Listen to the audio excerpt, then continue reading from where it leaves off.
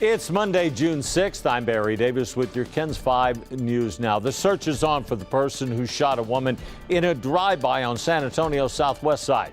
It happened just before 3 this morning on Golden Avenue. Police say a woman was in front of the home when someone drove up in a white Nissan and opened fire. The woman was hit in the forehead and shoulder and taken to the hospital in critical condition. Funeral services continue today in Uvalde for the 19 children and 2 teachers killed at Robb Elementary.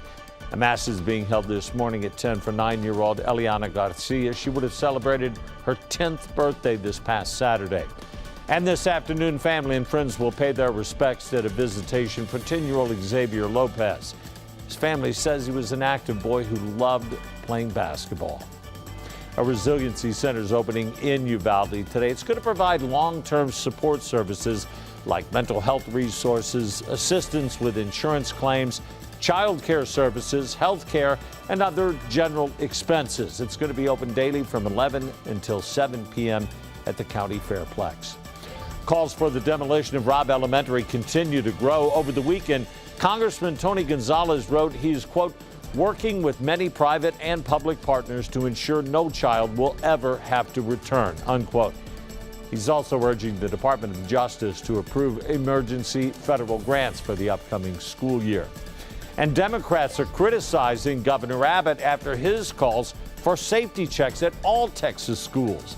State Representative Diego Bernal says while school safety should be reviewed, the checks should be handled differently.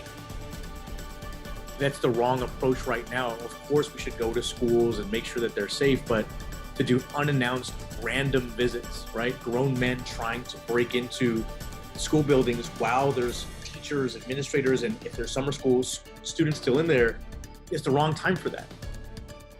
The Texas School Safety Center says it received Governor Abbott's letter and is designing a program to address the governor's request. CPS Energy says it's closely monitoring the grid due to the expected increase in demand during this triple-digit heat. Meanwhile, SAWS also says while the temperatures won't affect water service, we are still under Stage 2 watering rules due to the low levels at the Edwards Aquifer. And because of these hot temperatures, San Antonio's opening cooling centers for families and their pets. There are more than 30 of those centers located across the city, making sure that drinking water is there for folks who need to drink a lot of water. Call to check on your neighbors if you know they're at risk. To see which centers are located near you, you can visit the San Antonio Office of Emergency Management website. They're going to need those cooling centers today, too, Paul. Oh, they definitely are. Yeah, record-breaking heat, Barry, just continues. Temperatures today, I think, will break the record, about 102. And there is a heat advisory in effect as well, as I think those heat index values will exceed 105. Just take it easy. Make sure and take breaks. Also stay hydrated. 102 for the high, and this evening in the 90s, 90 degrees at 10 o'clock. Oh, thank you, Paul. Want to say a big congratulations to the O'Connor High School softball team. The Panthers beat Lake Ridge 7-6 Saturday to win the 6A state championship. It's the first ever softball state title for O'Connor. That's a look at your KENS 5 News Now. And remember, subscribe to our YouTube channel and follow us online. I'm Barry Davis. Thanks for joining us.